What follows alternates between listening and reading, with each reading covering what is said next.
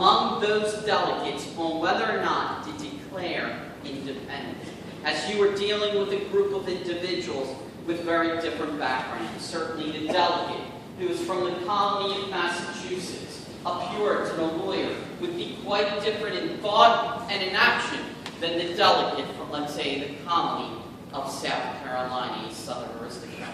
So even the thought or consideration of independence did not come easy to those delegates.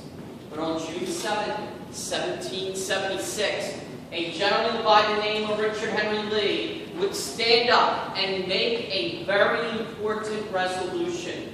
He would say that these united colonies are and of right ought to be free and independent states.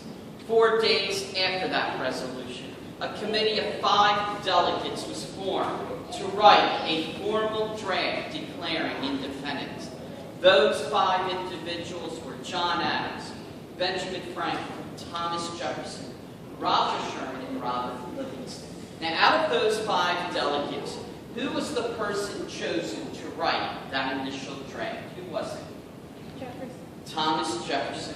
And Mr. Jefferson would later admit that that draft that he wrote was not one that reflected his own ideas, but one that reflected all of the ideas that were evident in this room at that time.